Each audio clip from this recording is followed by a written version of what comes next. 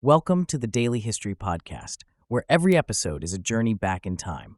Today, we unravel the storied tapestry of the Middle Ages, spotlighting December 25th, 800 AD, the day Charlemagne was crowned emperor, giving birth to the Holy Roman Empire.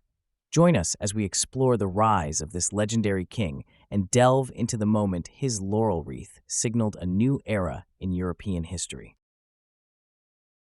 Delving into the roots of Charlemagne's ancestry, we uncover a lineage steeped in the power struggles and shifting alliances of the early medieval period. The Merovingian dynasty, once mighty rulers of the Franks, provided the foundation upon which Charlemagne's family, the Carolingians, would emerge. Through strategic marriages and political savvy, the Carolingians steadily amassed power, paving the way for Charlemagne's eventual rise.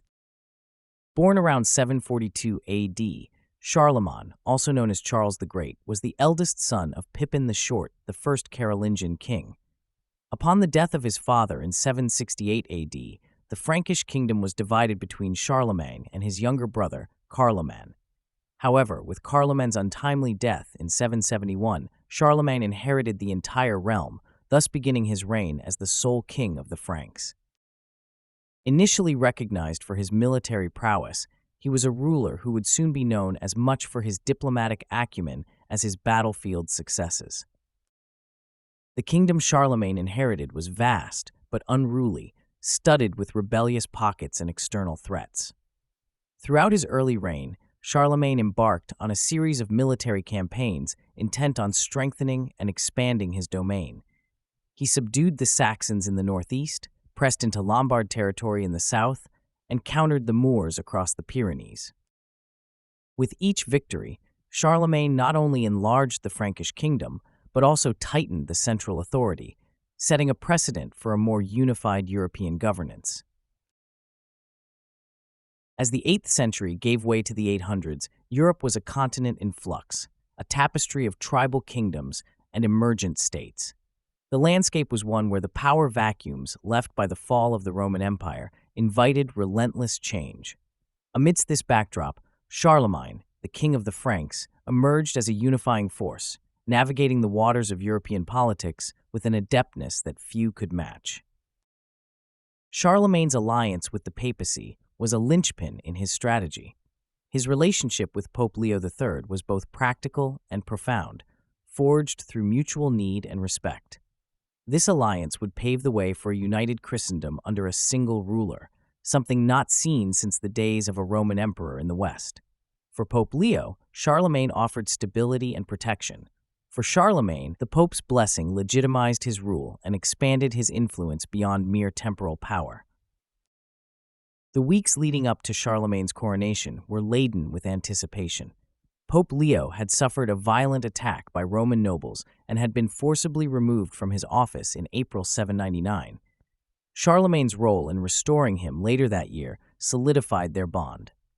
History stood on the cusp of a defining moment as Christmas Day approached in the year 800 AD. The stage was set, not with ostentation, but with a profound understanding of the magnitude the ceremony would hold, a coronation that would echo through the ages, sealing an alliance that symbolized a new epoch for Europe. On the historic Christmas Day of the year 800, amidst the echoes of ancient Rome's grandeur, St. Peter's Basilica glowed with the promise of a new age. The hallowed halls, bathed in the soft flicker of countless candles, brimmed with a congregation that spanned the breadth of social hierarchy, nobles, clergy, and commoners, mingling in anticipation of a ceremony that would alter the tapestry of Europe. The air was thick with incense, whispers of Latin prayers, and the palpable sense of witnessing a moment that would lodge itself firmly into the annals of history. At the heart of this sacred observance stood two towering figures of the medieval world: Pope Leo III, the spiritual shepherd of Christendom, and Charlemagne, the formidable king whose conquests had redrawn the map of Western Europe. The crowning of Charlemagne by the Pope marked an unprecedented confluence of religious devotion and political sovereignty. It was a gesture that signaled divine favor for the realm that Charlemagne had so arduously carved. More than a mere ceremonial act, This was a binding of two institutions that would anchor the concept of a unified Western Christendom for centuries to come. The ceremony resonated with symbolism, an elegant choreography weaving the aged threads of Rome's imperial legacy with the fresh vibrancy of Christian rites and the robust, earthy customs of the Germanic tribes. This was not just a coronation. It was a profound declaration that the Christian West, under the combined mantle of Rome's Caesars and God's anointed, was poised to embark on a transformative epoch.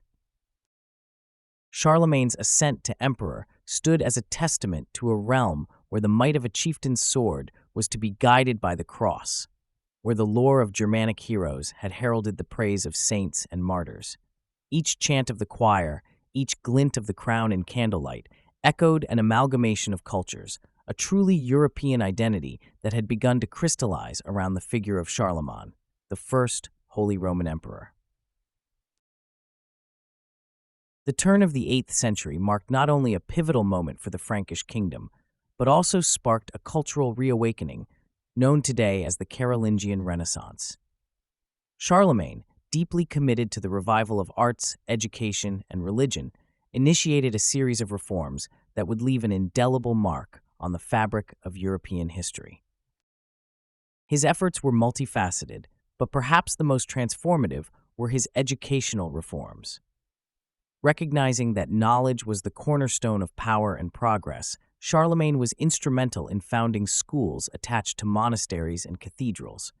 These were not just for the clergy, but also for laymen, fostering an environment where literacy and learning could flourish anew after centuries overshadowed by the relative darkness of learning.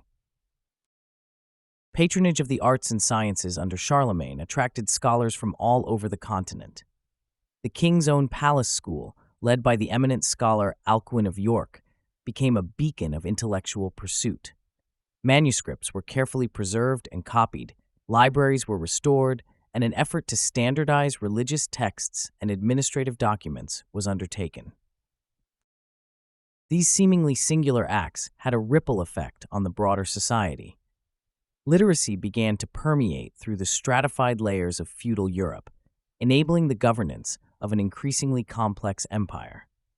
Scholars have argued that without these strides in education and his patronage of the intellect, the preservation of ancient texts and the propagation of new ideas may have faced an insurmountable obstacle. The Carolingian Renaissance laid the groundwork for future periods of enlightenment and arguably acted as the seedbed for the modern European intellectual tradition. It was through Charlemagne's vision that a forgotten world was rediscovered and a culture of learning re-established after centuries of stagnation. The resultant revival would echo through the annals of history, shaping the continent's destiny long after Charlemagne's reign. As we dive into the transformative years of Charlemagne's rule, it's essential to examine the administrative innovations he implemented across Western Europe. Charlemagne was not just a military conqueror. He was also a sophisticated ruler who understood the significance of effective governance. He restructured the political landscape by creating a system of counties, each governed by a count directly answerable to him. This move shifted the balance of power, creating a more organized and responsive government. Central to Charlemagne's reforms was the Missi Dominici, or envoys of the Lord King, who acted as the emperor's roving eyes and ears. These officials traveled the realm, ensuring that the counts executed the king's will and maintained justice. Through these agents, Charlemagne adeptly centralized authority, which, in a way, wove together the diverse tapestry of cultures under his dominion. Looking at the broader picture, Charlemagne's efforts went beyond mere control. They were about unification. He envisioned Western Europe not as a collection of independent territories, but as a cohesive entity with common goals. By using his charisma, diplomatic skill, and the threat of military might, he encouraged allegiance to his rule. This era saw the first glimmers of Europe as a unified concept, a prelude to the notion of a continent with shared values and political unity. The socio-political transformation that occurred under Charlemagne's reign was profound. New laws, or capitularies, were instituted, which governed all aspects of life, from agricultural practices to the administration of justice. Through these decrees, Charlemagne laid the groundwork for a system that valued equity, sought to limit abuses of power, and promoted a sense of shared identity among his subjects. Charlemagne's reign was a pivotal turning point in European history. Not only did he strengthen and consolidate power, but he also created a legacy of reform that would endure for centuries. His administrative model was so influential that it provided a blueprint for governance that resonated throughout the Middle Ages and beyond. Indeed, these reforms were a catalyst for the socio-political evolution of Europe, ultimately contributing to the tapestry of governance that characterizes the continent today. As the grandeur of Charlemagne's reign waned with his death in 814, the vast empire that he had so meticulously built faced an inevitable fragmentation. His passing marked not just the end of a king's life, but the dawn of a new chapter in the annals of European history. In the years following his death, Charlemagne's empire did not withstand the test of succession. The Treaty of Verdun in 843, a hallmark in the Frankish world, saw Charlemagne's grandsons dividing the empire into three distinct territories, each evolving along its own path.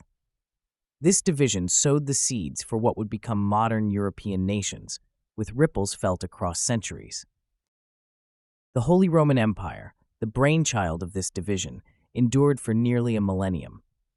Its founding in December 800, with Charlemagne's coronation, represented a unification of territories under a banner of Roman tradition and Christian authority, yet encompassed a diverse realm that spanned multiple cultures.